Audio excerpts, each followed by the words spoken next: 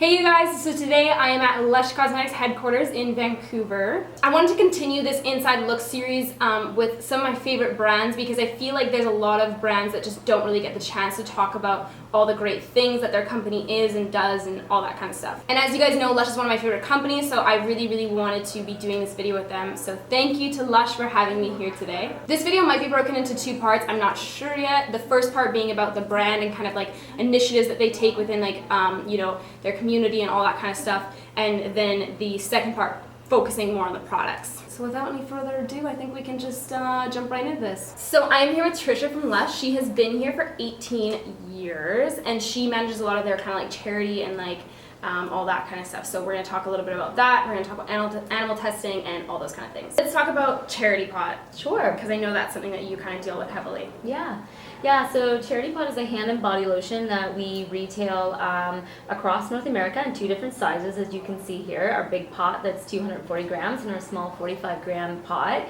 And it is made from amazing ingredients from countries all over the world. So we have cocoa butter in there from the Peace Community Village in Colombia. We have shea butter from Ghana. We have moringa oil from Kenya. So not only does the product itself, when it's sold, give back, but all of the ingredients that are in there go to support some farming communities around the world. So it's kind of like giving back twice, just in terms of purchasing it. And it's also an amazingly moisturizing hand and body lotion as well. It's actually our #1 selling lotion, which is really incredible because then it gives us the opportunity to donate all of that money to grassroots organizations, both within North America and internationally, that work on human rights, animal protection, and environmental conservation.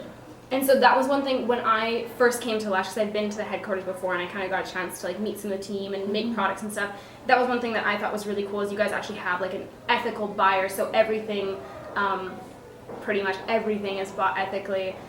So if you want to talk about that a little bit, just like even, you know, like Mara was telling me last time that like the mirrors in the stores and like all that kind of stuff, like everything is just ethically bought. I think that's really cool. Sure, it's definitely always a continuum for us. I don't think you're ever going to get to the place where you're 100% satisfied with your supply chain because the nature of just like purchasing raw materials from small communities, things are always changing in the world from people having natural disasters or XYZ happening there. So we do the best job that we can to make sure that we're shaking hands with the people that we're getting our ingredients from. So we have a buying team that's kind of broken up in people that look at our naturals, so sort of our butters and our oils and those type of things, and then we have someone that specifically focuses on print and packaging, so all the lovely gifts that you see and the tags that you see and stuff in our stores, as well as our canvas bags.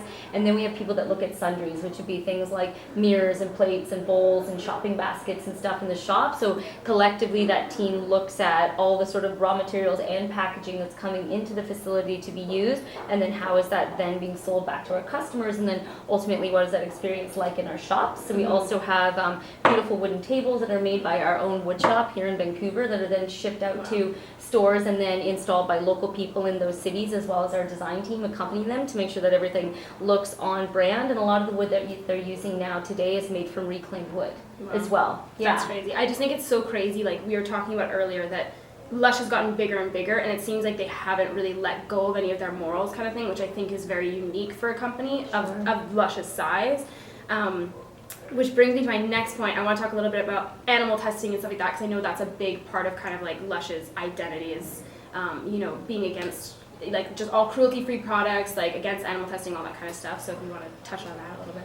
Yeah, of course, and I think that a lot of people like recognize Lush as that being one of the cornerstones of the ethics that we stand for, is being against the testing of cosmetics on animals, but it also goes far beyond that. It actually is looking at replacing the use of animals everywhere that they're used for testing, research, as well as education, so not just in the cosmetics realm. I think that people, definitely recognizes Lush's stance against not testing our ingredients or our finished products on animals. So the founders of Lush have been working on this issue for over 30 years, since before Lush was a brand and a company, and some of their previous cosmetics endeavors. And we've had some successes happen in Europe where we have had bans that have passed that prohibit the sale or testing of finished cosmetics or cosmetic ingredients on animals, but unfortunately here over in Canada and the United States, we're still facing that uphill battle.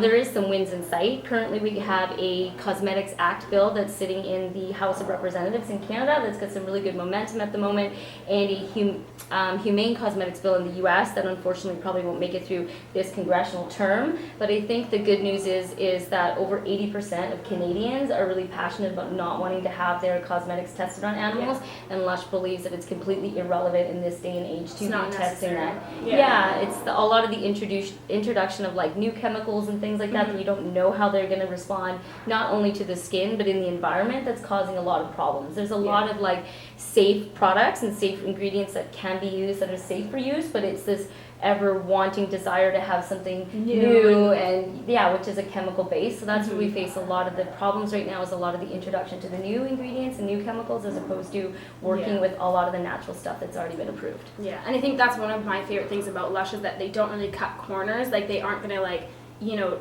swap out stuff that's just because it's cheaper. Like I think that you guys really take the time to like look at every single little part of it and break it down and make sure that it's done basically the Lush way, which is really, really interesting. And so the other thing as well is that, you know, along with the animal testing and all that kind of stuff, Lush right now is almost like around 70% vegan products as well.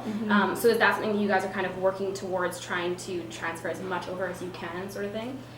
Yeah, I think that there's definitely a lot of demand in not just only from our Lush customers, but in the cosmetics market now to be cruelty-free and then to have vegetarian options, and then for other people that want to go that one step further to have a vegan alternative. I think that definitely we want to continue to, when we're releasing new products, offer more products that are vegan, absolutely. But I do think that having all of our products be 100% vegetarian is really unique, and also having that cruelty-free aspect to that. But I think that we do enjoy using ingredients like honey and yogurt and eggs for the effect that they have on the hair and the skin. So I don't think you'll see Lush moving over to 100% vegan, but it definitely is a consideration every time we're looking to release a new product on the market. And so I know that you guys also deal a lot with kind of like your ethical campaigns and stuff like that, and most recently the Refugees Welcome, if you want to talk about that a little bit. Yeah, so the last campaign that we focused on was definitely a human rights campaign where we looked at all of the refugees that have been displaced because of war in Syria that were overflowing into the countries surrounding,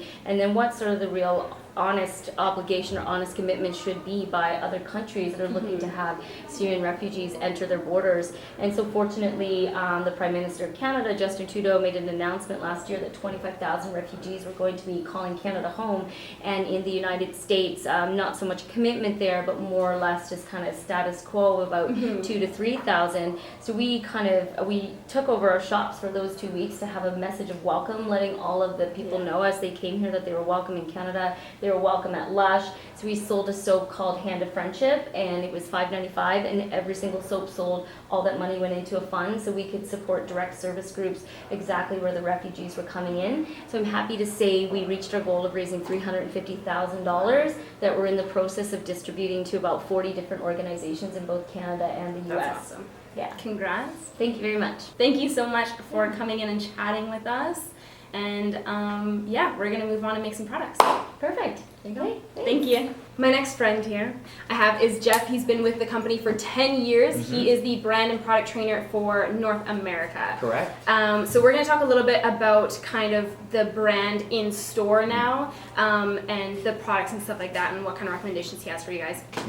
So thank you for joining us. Thank you. It's good to have you here in Lush head office in Vancouver. So one of the things that I wanted to talk about was kind of like how much training your employees go through, because I know every time I go into Lush, it seems like it doesn't matter what location I'm in, everybody knows everything about every single product. Like I've never asked a question where they've been like, you know, like it's always really like they got it. So I want you to talk a little bit about that. Yeah, of course. I mean, obviously I'm partial to it because it's part of my role as a trainer, but I think I can say from the very beginnings of the organization, training has always been a really big part of Lush and what we do. And I think you probably articulated it best already, that there's a lot for them to know. And we put a big emphasis on our staff having, you know, expertise in skincare and hair care and aromatherapy, understanding the way that these ingredients we choose to use work. Yeah.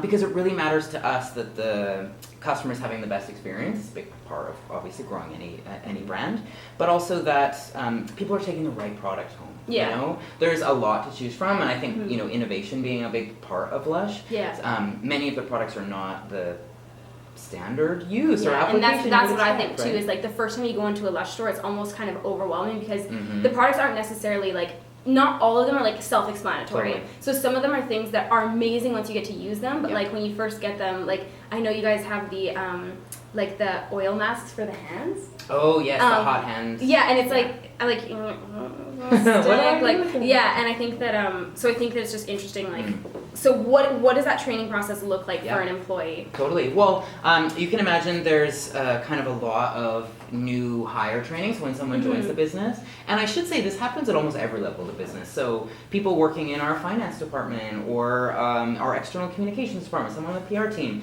gets a lot of this training too, because the ingredients and products are the brand. That's what Lush is.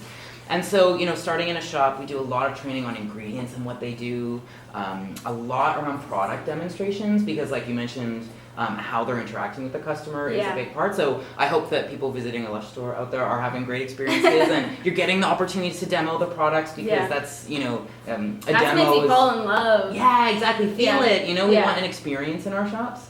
And then every time I go in, I'm like, can you just put Buffy on my arm? Like, what is this product? I like pretend I don't know what it is just so they'll like try it on me. Oh, I love it. Anytime. You can even say you know what it is and you just want to try it. I just want my arm scrubbed. Okay. Right? I want to talk to you guys a little bit about parabens and some of your products because I know that's kind of like a little bit of like a hot issue. Totally.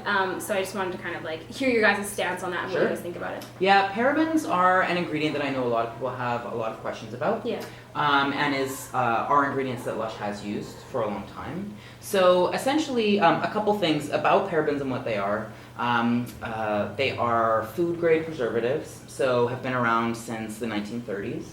And are widely used, have some of the sort of the most amount of research compared to any other food or cosmetic preservative on the market, simply because they've been around for so long.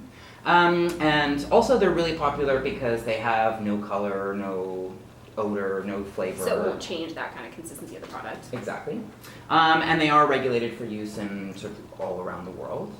And so in the case of Lush, we look at the other side of the perspective. The truth is about 70% of our products are already self-preserving, so don't have any synthetic preservative added, which would be no parabens.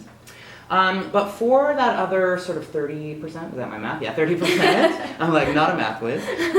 We do choose to use 2 parabens because it's quite a wide variety, methyl and propylparabens, in a very small amount. So it's about 0.4% at the maximum that you would find in a product. Okay.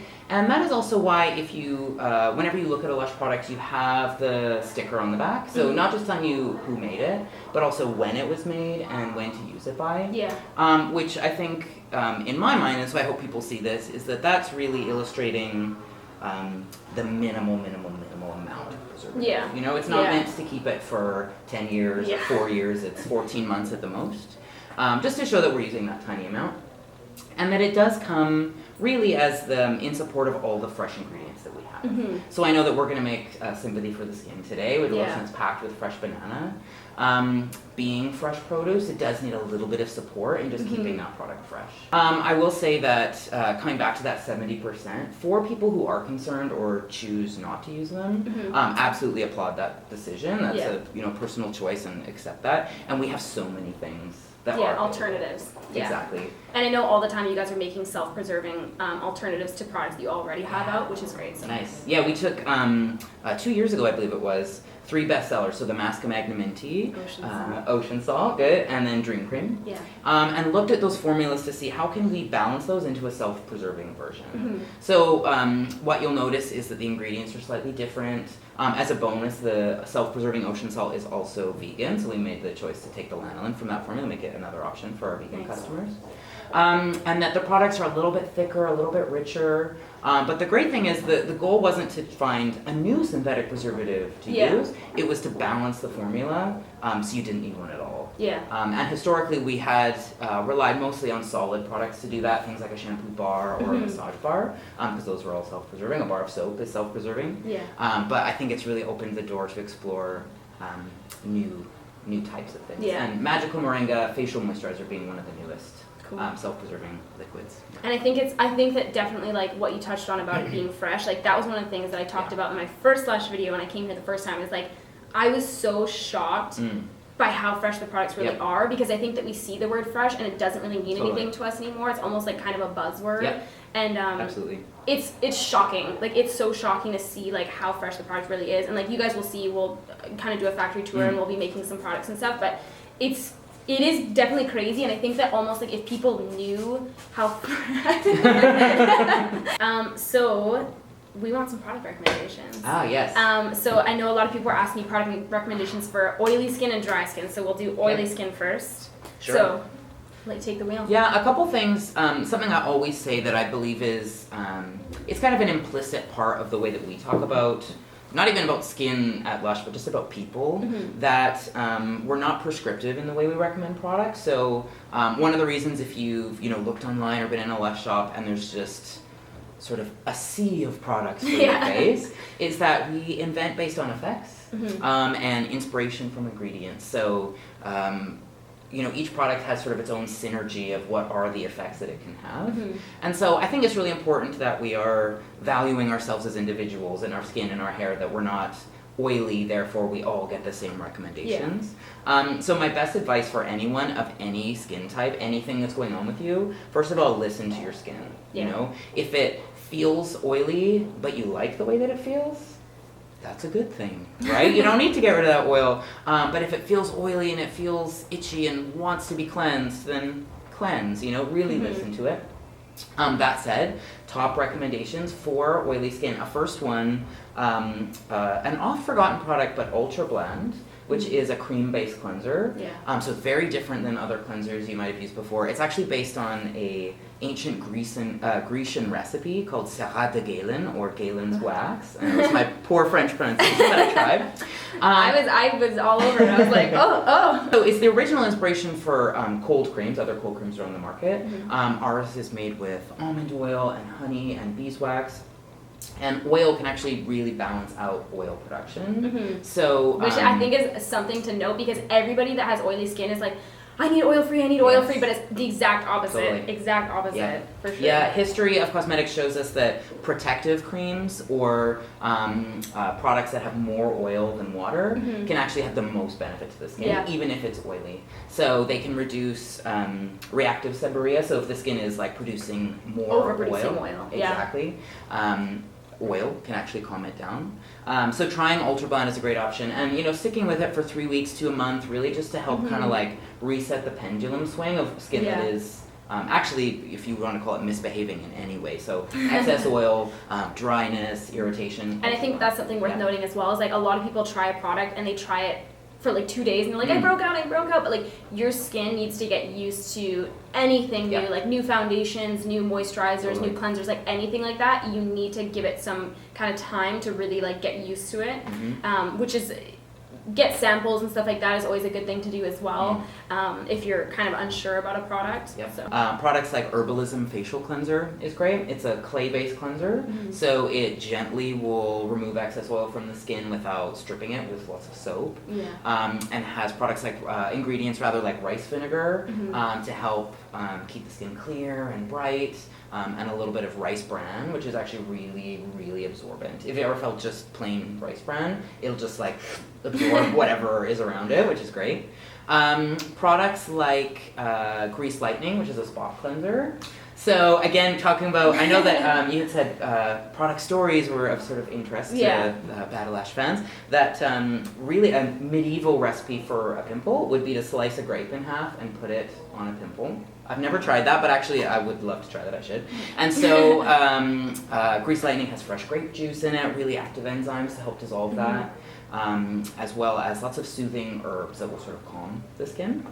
And then for moisturizers, again, don't feel put in a box by like how you think your skin should feel when you moisturize.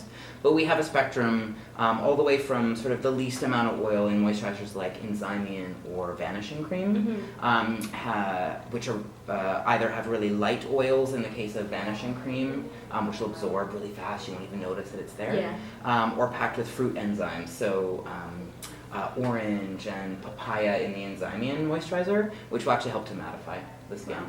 So lots of options out there. I could talk forever about them, but I feel like those are a few anyway to get full thinking. For oily skin. And so for dry skin, yes, what are the best? This is me. Totally. Okay. Well, dry skin, again, I think same thing, right? It's like find the product that feels right, that fits your lifestyle. I also recommend Ultrabland. It's kind of a jack of all trades that way. It's also great for removing makeup, so it's always a big plus for these guys. For our type. Yes. Yeah, exactly. But to think about really how you're maintaining the oils on the skin and replenishing those oils. So I really recommend a product we're, I think, going to make today, Angels on Bare Skin, as a great one to start with. It's a clay-based cleanser, so it has no surfactant in it. It doesn't lather up. So it will really gently cleanse away any dead skin cells, buildup of oil and excess dirt on the skin. But it won't strip the skin. It'll allow it to sort of maintain its own moisture. And with ground almonds inside, it's like they also almost like yield their almond oil to replenish the skin. I do recommend in terms of moisturizers, of course. I mean, for dry skin moisturizers, all moisturizers are going to be great choices. All of the moisturizers at once. Yes, okay, one of our, actually one of the oldest moisturizers we've had, longest running, I should say, old makes it sound old. Longest running moisturizers in our range is called Skin Drink. Fresh avocado, sesame oil. It's a very rich protective cream. And again, I think when we're moisturizing the skin or we have dry skin, we often think about how to replenish oils. And as I was saying with the Ultrabland, a great tip is to think about keeping them in there in the first place. So a rich product like Skin Drink, which is very high in that moisture content, will lock that in. And I also recommend really other stages, if people are into using a toner, to think about something that is gentle, that's not going to be harsh or astringent on the skin. Our Aroma Water is a great example, is a spray toner, and it's really just rose water and lavender water. So it'll help to replenish moisture in the skin, help it prepare to absorb a moisturizer, but it's very light and very gentle. And I think that that's, talking about being gentle with your skin, I think that a lot of people, like, as soon as they see, like, one sign of, like, anything, they're so rough on their skin. Like, if you see dry skin, they're, like, exfoliating, like, twice a day, every single day of the week. And, like, I think that all of those things is what can, like, break down the integrity of your skin instead of helping it more. And so it just... gentle products, man. Yes, all about it. Take care of it, right? Treat it well. Our happy, that was unintentionally inappropriate. Are you gonna say peace out? No, because we're not done the video. Okay. Okay. She really wants to do peace out. Alright. Peace out. Peace out.